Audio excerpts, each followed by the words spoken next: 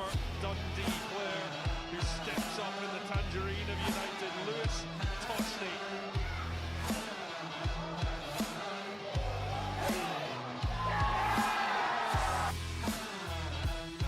The header from Lewis Toshney, putting Dundee into a 2-1 lead. Nicholson races the most. Sam Nicholson still has it. Oh, in the end, the defender knocks away. It's another penalty. The red card in the end was for Lewis Toshney, who's gone. It's number 10. It's double figures for Hearts.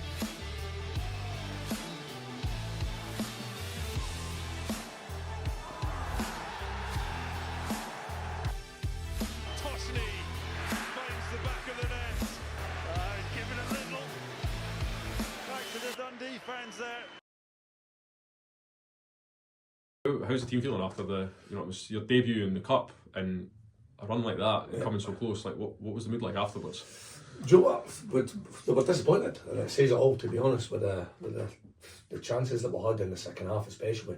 The guys feel as if they could have got something from the game, and that's credit to them. Playing against the championship team in Airdrie is like everybody. I don't think many teams gave it a chance. But listen, we went toe to toe with them for 92, 93 minutes, and it's credit to them. And they were disappointed, but it's up to us to pick ourselves up and go again.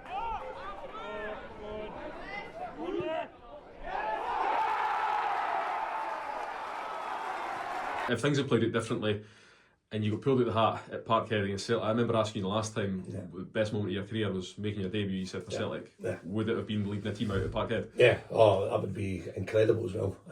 Again, in hindsight, we could have been in the fourth round. I thought the boys deserved it, to be honest with you, on the day. It could have went either way. They had a bit of quality in that first 10 minutes when they scored. They showed that we never. But again, imagine walking into Celtic Park and Celtic tired. I've been to all the games. I go to all the games. Sorry.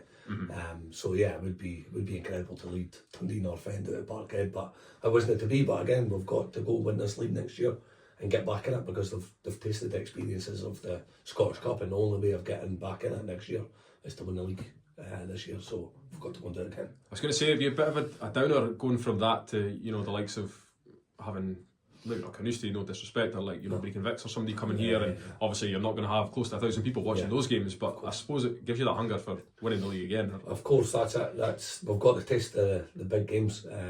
Even in the Scottish Junior Cup against Johnstonborough, there was a good crowd there. But we're getting tasted at it. The guys are getting the experience. I don't think the boys have probably played in front of that many fans, that many people before in their careers, so it was a bit of pressure on them as well. Someone else to deal with, but I thought they dealt with it brilliant, and they enjoyed it. After I spoke to a few of them after it, they loved playing in that scenario on a massive game. So again, we've got to pick ourselves up and go again. We've got to win this league this year. It's as simple as that. The hardest thing to do as a team is retain the league title. Obviously, we won it last year, so it's up to us to retain it and get the experiences like Sunday again and again and again. Yeah, I suppose there would have been a case, a bit of nerves going into that game as well, and you mentioned you're missing a couple of guys who would have been obviously a captain for one, so I suppose that comes into it as well on Sunday. Yeah, no, 100%. Missing Gibby at right back, which was honestly a massive miss. Though he was gutted, he got booked against Tapo in the qualifying rounds, and then he got booked in the Inverurie game, the game before, so he was gutted to miss out. But as you say, we brought in Wallace Baird from Dundee on loan, 17-year-old. I thought he was excellent. Didn't look out of place at all. So Gibby will be struggling to get back in now. So listen, the boys have done brilliant to get to this level. We're missing Tomo as well, as you mentioned. Sorry, about players missing. Yeah, so no, we need the full squad. I keep saying that. I reiterate it so many times to the guys that we need every single body in our squad, because it's going to be a long season. You're going to get suspensions. You're going to get injuries. Guys will need to come in off the bench that have been sitting maybe 3-4 games waiting on their chance, and they've got to take it, because going into a 20, probably a 30 game season plus all the cup competitions is a lot of games, so a lot of football to be played. No, definitely. I was trying to do the maths in my head. I don't know if this is your side of the club or not, but my ticket was 15 quid. You were about 1,000 people there. What has that done for the club? I take it. I thought it was over 1,000, to be honest. I got told 650 Airdrie, but I don't know if they sold them all. And we had about 1,200. So again, 15 quid for adults, tenner for concessions. So it was bit of money made for the club, and this is what it's all about, to get into this stage, the first time North End in their history have been in the Scottish Cup, to have a crowd like that, to have the media exposure that we had on Thursday, having the Scottish Cup here, it's brilliant for the club, it's massive. And again, it's what me and Kev set out to do. We set out to put North End on the map. But again, we set out to win stuff and get as far as possible. That was the furthest we could have got, the third round. But next year we'll look to go even better. But again, this season is massive for us because we need to win the league to get into the Scottish again. So again, there's always targets that were set. We failed on one of them actually, the Scottish Junior Cup. We wanted to go win that, simple as that. I thought genuinely we had a squad that we could go do that, and we failed at Johnstonborough. We never turned up that day and we got put out. So again, we've got 3 trophies. We've got the league, we've got the East of Scotland Cup and the Quest Cup. We've got 3 trophies to fight for this season, and that's what we'll be looking to do. Yeah, and last time we spoke, you also mentioned about how you want to try and take North End as far as you can, which includes obviously you can get that licence in to get into the Highland League and stuff. And I suppose with your cup journey, has that benefited that goal as well? I'm hoping so. Again, you'll need to speak to probably the committee and the board on that. But again, nothing changes from us. Me and Kev, I'm only 32, Kev's 42. This is our first real stint in management. We have got ambitions to go higher. If this is with North End, then absolutely brilliant. I would love to do it with North End. I love challenges like that. I've played Football Manager all my life, so taking somebody from the bottom league right through the top, I've done it. So, definitely. It would be brilliant with North End if we got a licence. It'd be great for the club to try and get up the leagues, and I would love to be the man. Me and Kev would love to be the men to do it. Yeah. The only downside, I suppose, is the cup run that you've been on, and even myself coming and watching the games has been really impressed with you going toe-to-toe with a championship team. There's going to be some of your players now who have been exposed to some of the teams higher up the pyramid, so he's a wee bit worried about that. I'm worried, to be honest. It's the first thing I thought after the game. Listen, it's credit to the guys. I'm so surprised, and I say that to them, I'm so surprised that it's took to get into the third round of the Scottish Cup for their exposure. They do it week in, week out, in the league. Constantly having players at the top of their level, top of their game. And I'm so surprised that we haven't had any clubs, but that's good for North End obviously, because we've got them tied up as well for the season after. Most of the guys anyway, we've still got a few to speak to. But again, no, it's part and parcel of football. There's going to be bigger clubs coming in and testing the waters with some players, and they might say, right, listen, it's time to go, it's time to test myself at a higher level, and we won't stand in anybody's way. We're not a club that would do that. I've been there as a player, and I wouldn't like a manager to be like, no, you're staying here when you didn't want to. So if a guy wants to go and try it at the highest level, and I'll help them as much as I can. Yeah, because you've got guys in the junior game, like you said when you played Johnson, like Lafferty's there, and you know Bobby Lynn's still doing it. But you've got guys in your team who are at that age where they can still take that step up. And I suppose big teams can come knocking. But no, 100%. We've got a very young team actually. We've got a few experienced players in Grant Adam, Brian Clark, Paul Slinnen. But other than that, I think the average age must be about 23, 24. So it's great for the club, it's great for us.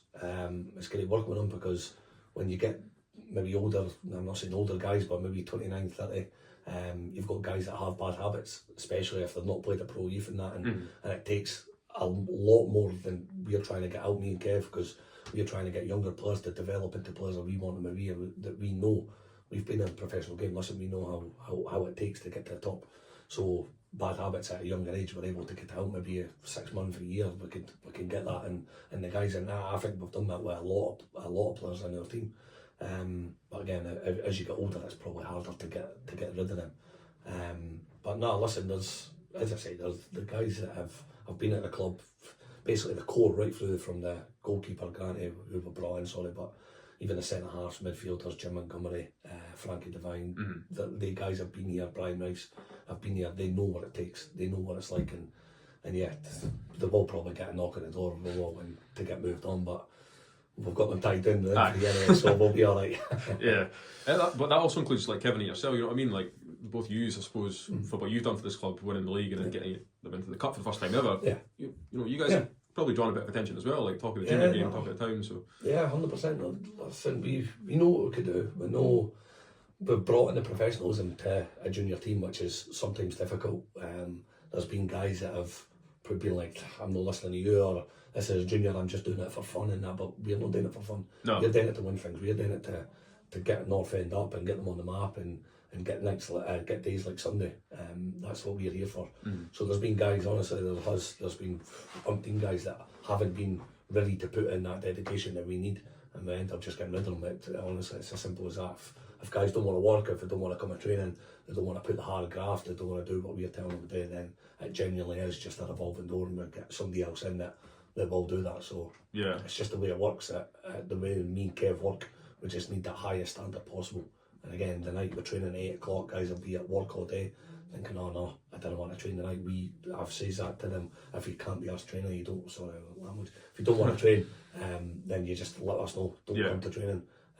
But we want guys, I'll have guys actually choking to go. We never train Monday because the game's Sunday, so they'll be itching to get back to training, and that's what we want.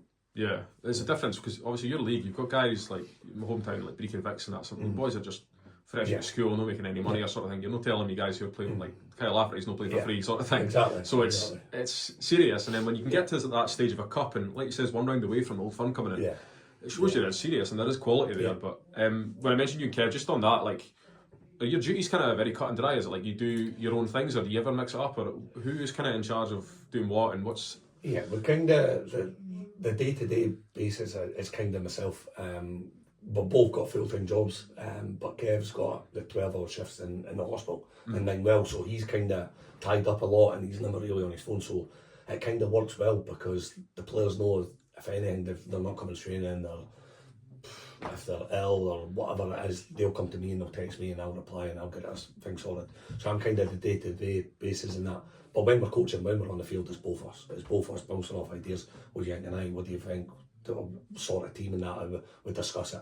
But it's not just me and Kev, we've got coaching staff as well. We've got Ross Morrison, we've got Barry McNaughton, we've got the other two coaches, we've got Neil Ferry as well, who's the goalie coach. So again, everybody's got an input, and that's the way we've had many times sitting in this office, and it's been like 3 against 2, a vote for a player starting or a player playing, and we'll go with the 3, we'll go with the majority. And that's the way it should work. That's everybody's got an input, everybody gives up their time, everybody's got full-time jobs and they're coming in, everybody deserves a say in the team, in my opinion, and that's the way we work it. So far it's worked so good. I mentioned already like numerous times about you guys in the cup run and showing the quality of the junior game, but I don't recall it being like that when I was growing up. I don't know, maybe I wasn't watching the right games or something, but have you noticed a difference in the past years since you've taken over even? Yeah, no, definitely. The quality, yeah, definitely. To be honest with you, I never knew nothing about the junior game either.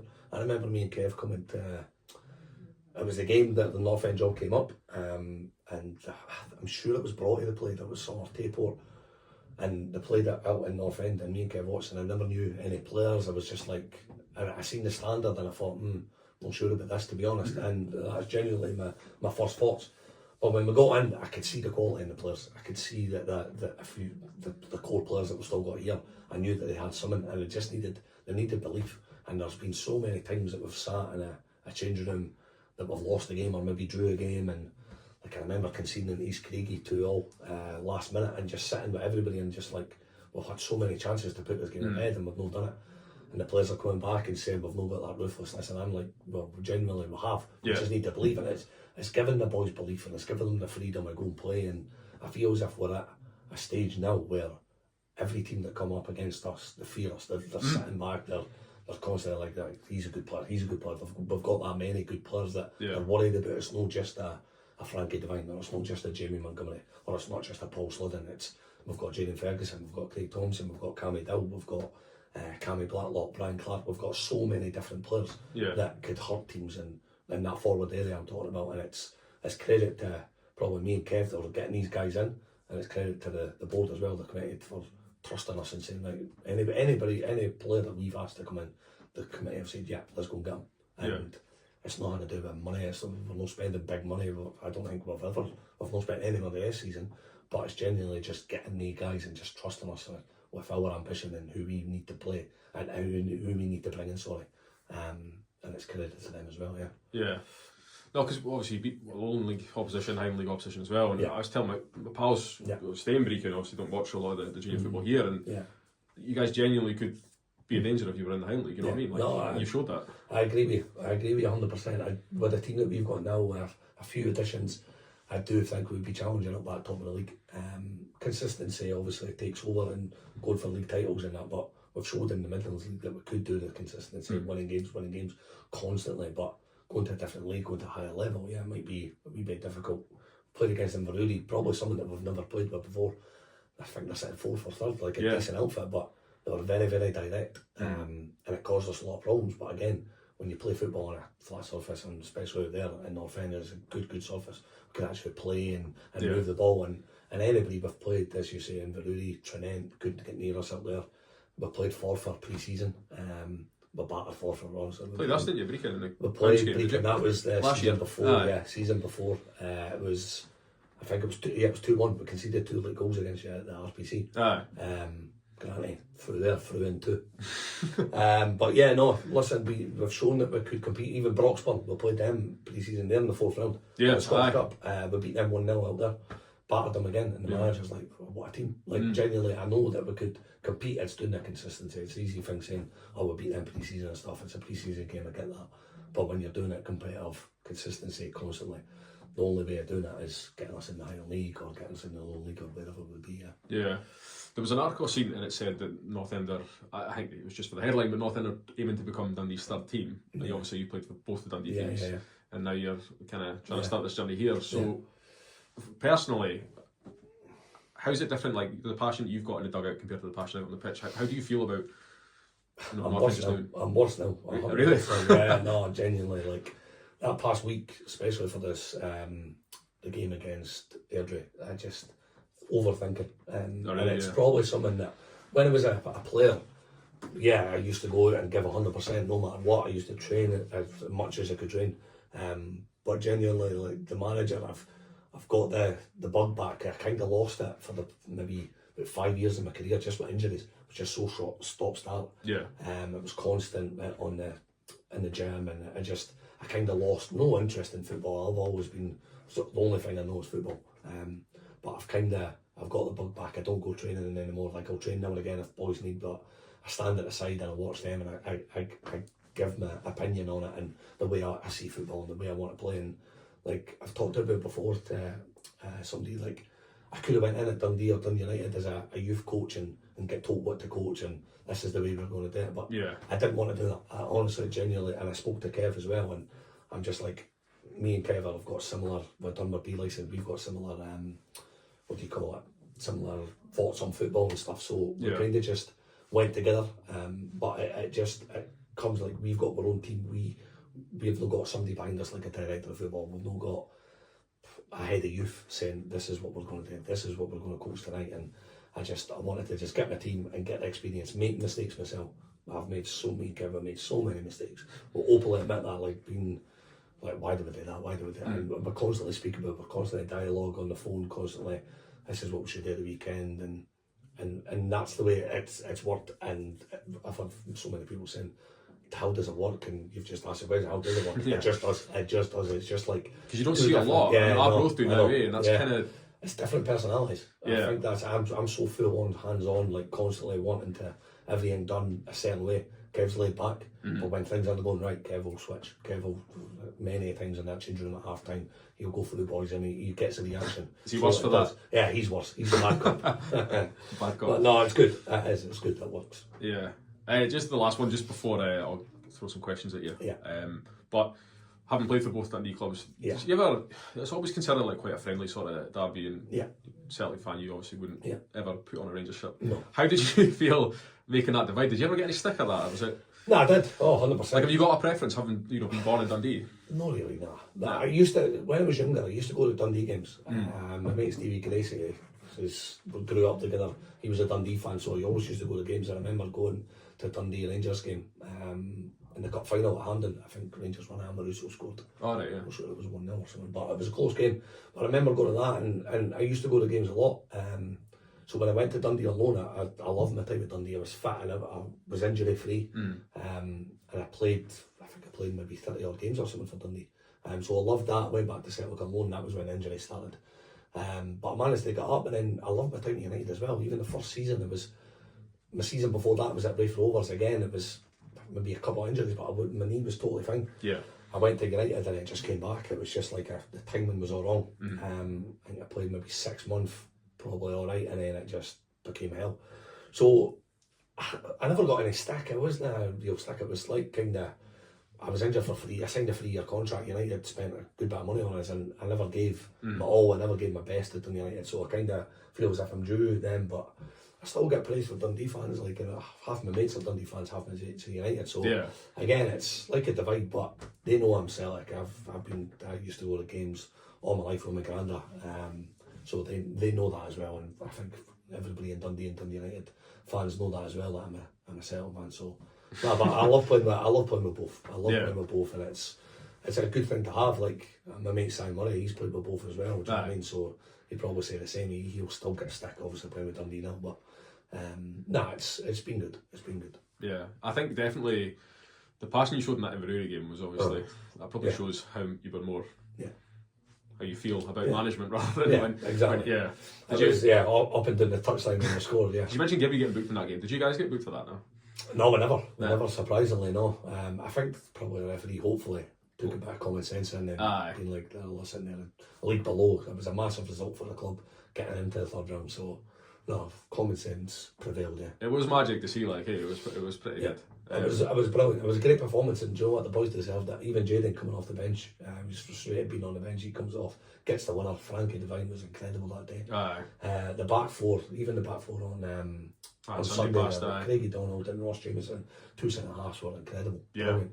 Just so lucky to be on it. And then I mentioned Wallace Baird, Brian Rice on both fullbacks. I mentioned like that bit of quality that we missed on Sunday. Just they shouldn't have been on the losing side in my opinion. No. But again, we just lacked that bit of quality up front. That we had even a slight chance. Had a couple of half chances in that, but just nothing clear cut to put the ball in it. Because I know if Sluddy got a chance, he would put it in the net. Yeah, so he does most weeks. Yeah, exactly. Most underrated player you've ever played with? Played with. He doesn't get enough credit. That's a hard one. Gary Harkins, maybe? Gary Harkins. I think he was brilliant. Yeah. I think if he had pace, he could have moved up. Yeah. Like, I know he played with Dundee, Kilmarnock, and I played at some good clubs. Went down to Oldham with Lee Johnson and that. But Gary Harkins, honestly, the ability he showed was incredible. Yeah. I seen one of his goals the other day actually on Twitter. It was fucking brilliant as well. It was decent. Remember he nutmegged 3 guys in a row or something at one point. It was Celtic, but Gary Harkins was a joke, especially in training. Yeah. So I think if he had a bit of pace, he could have went up. Yeah. Biggest liability on a night out? Yourself? No me. No me. Me, Martin Boyle was mental. Aye. Martin Boyle was crazy. He got, I can't tell that. Christmas night at Dundee, crazy at Newcastle. A few years later, against Messi. Exactly, incredible. There's a few. There is genuinely, there's Michael Gardine, screwball. Absolute screwball. Craig Curran, I'll give it to Craig Curran. Dundee. Craig Curran, Dundee and Ross County, I played with him.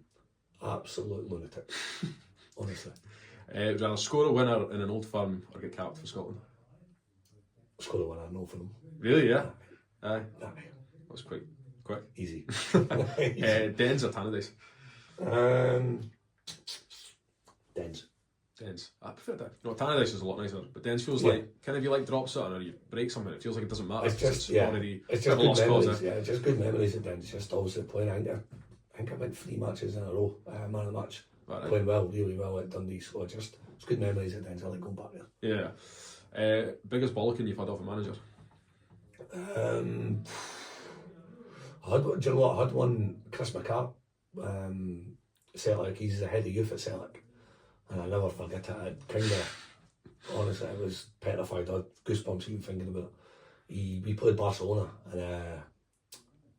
in the next gen, it was called, away from home. And first half, I think we were like 4-5-0 down, absolutely battered. And genuinely, I don't think it was that bad, but because I was the captain, and I was the oldest one, I got it really bad. And I just remember him thinking, if you want to make a career and all this, the usual, when you're just sitting like, I don't think this is for me. I remember standing in the tunnel, me and Tony Watt was there, and it was just like, I didn't even want to go here. Yeah. It was one of them ones where but they were brilliant, I think. They were taking that away. I think I played against a guy, scored a hat-trick. He scored at Parkhead as well. John Marie Dongu, his name was. Don't know where he is now. Couldn't tell you, but me and Tony still have, we were on our UEFA A licence together. and we spoke about him in Dundee. What a player he was! Aye. He absolutely ragdolled me about. So yeah, probably Chris McCart. I mean, if your biggest Balkans against Barca and no like Breaking or something. Exactly. Like No, you're doing no. it I right. probably had them against Breaking as well. Favourite strip you've ever worn? Ooh. I had some look too. I like that, the Falkirk one, yeah. Inverness. There's a good picture of The other way. that. There's a good picture of that one. And I've got a bald head, yeah, the white one as well. Probably that one. Celtic Probably the Celtic one, just because it was my debut. It's going to be tough to beat the Celtic one, isn't it? I like that in What about the hair? bald head. I like it. I like it. Yeah. Yeah, probably the Celtic one, just because it was my debut. It was Nostalgia an on that as well. absolute dream come true. Do you know what I mean? It's my dad's got a bar in Blackies and it's up there, framed and that. So Yeah. probably that one. Go-to boozer in Dundee. I used to be Molly Malone's. Molly Malone's, yeah. Honestly, never out there. But I've, do you know what? I've not been out for a good while. I usually after the game on a Saturday, I'm that shattered. Yeah. For the week, from the week gone. Sorry, I usually just end up going to just upstairs at North End, having a few pints and that, and just going back to the missus and the wee one and that, and just getting old, mate. Which player in the current North End side could you most see becoming a manager? Oh, manager. I laugh about this one, right, because when we went to Albufeira, Is that when you were wearing the Brecon strip? exactly that, right? So Yeah, my hopes there up was thinking you talk were going about to- there was talk about us obviously going to Brecon. So all the guys got wind of it, so it was names in a hat, you picked up whoever you got. So anyway, me and Kev were involved in it, but the boys rigged it to be like, well, just whatever Tosh and Kev get, we're dressing up in Brecon gear. So they went and got obviously the Brecon tracksuits and that. So we had to put it on, so we were also having a drink and that. Brian Clark, he was like, serious as anything, Tosh, are you actually going to? I was like, no, not going anywhere, we've not been approached, nothing like that. So Clarky was obviously saying, if you go, I'll become the manager, me and Pongo will take it, Ryan McCord. So we still have I had a joke about him the other day, but he was just like, nah, management's no for me. So that was his story. Who would manager? Say Grant Adam, but no chance. Probably say Brian Clark. I'll give it to Clarky or Sluddy. Sluddy's got that bit about him. He's coming to the end. I think maybe hopefully he'll get involved. He's a PE teacher as well, so he's got that management about him. So I think Sluddy would be a good gaffer. Yeah. The more seasonal one, have you got your Christmas tree up just now? I've got my Christmas tree up, put it up on Monday. No, it wasn't Sunday, it was Monday. So the Christmas tree's up. Looking forward to it. My daughter's wanting to put up. Still not got a star, I got told, so I need to get a star. But yeah, no, Christmas is up. The final one, stolen right from Gary Neville, no overlap. If your life on the line, which player that you've played with would you want taking a penalty to save it? Right, somebody I've played with. Do you know what? I'd probably say Lee Griffiths. Lee Griffiths, Lee Griffiths, yeah. Aye, he could strike a ball, incredible. Jordan Rhodes as well. But Lee Griffiths, I remember 21s played with Sparky, and yeah, he could strike a ball, so I'd probably say him.